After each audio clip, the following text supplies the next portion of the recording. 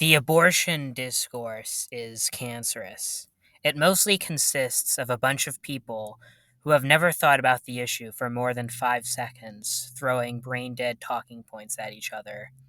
In this video, I'm going to outline some of these dumb talking points and show why they're dumb.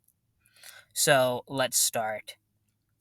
Number one, thinking that biology entails your political position. This one is bizarrely common. I see this all the time from both pro choicers and pro lifers. Here are two examples of such, but you can find many more online. I do not know why people say things like this. It's as if these people think you open up a biology textbook, and there you have it right there, Chapter 3, The Moral Status of Abortion. This is a very common mistake people make, conflating scientific or empirical disputes with philosophical disputes. While there are some empirical disputes regarding abortion, at what point fetal consciousness emerges, or whether abortion bans actually reduce abortion rates, or whether most late term abortions are done for medical emergencies, would be examples of this. But issues such as whether fetuses are persons, or whether abortion is permissible, are not. These aren't matters of science, but matters of philosophy. Science does not say anything about the moral status of a fetus or abortion. So to accuse people of being anti science for taking a particular view on that topic is just really silly. Pro lifers tend to think that they can just say, oh, fetuses are human, and that all their work is done. While it may be a scientific fact that fetuses are human, it's not a scientific fact that killing humans is wrong. Ethical matters such as these are just completely out of the purview of science.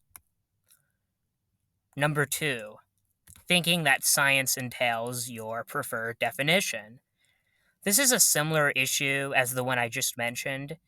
It's common for people to assume that science entails a particular definition of a word. This is very common in the trans discourse, and it crops up often in the abortion discourse as well. I've seen some pro choicers try to suggest that it's scientifically inaccurate to say that abortion kills a baby, but there's nothing inaccurate about such a statement. There are definitions, including ones found in the dictionary, under which a fetus would constitute a baby. If one is using such a definition, this would render the statement, abortion kills a baby, obviously true.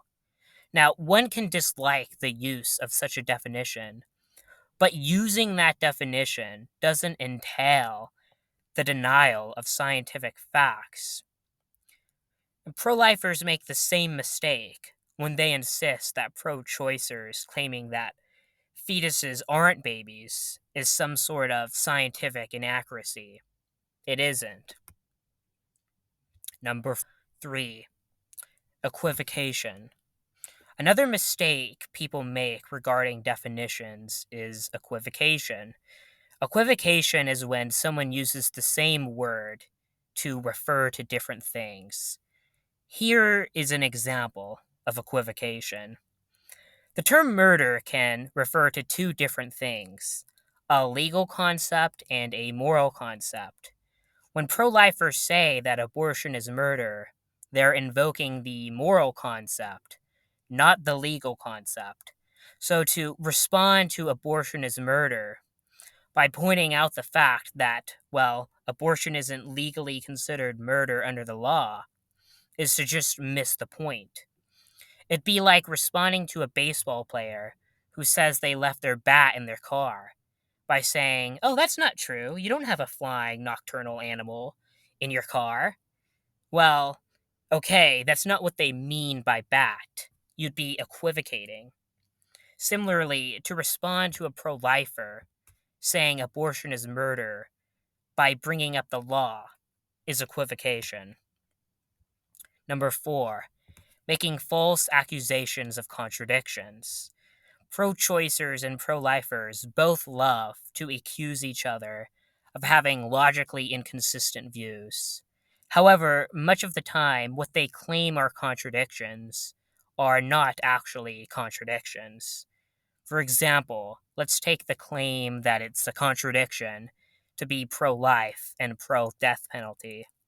If we look at the definition of pro life, it means to be opposed to abortion, according to Merriam Webster.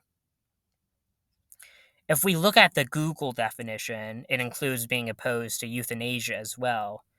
But neither being opposed to abortion, nor being opposed to both abortion and euthanasia, entail being opposed to the death penalty.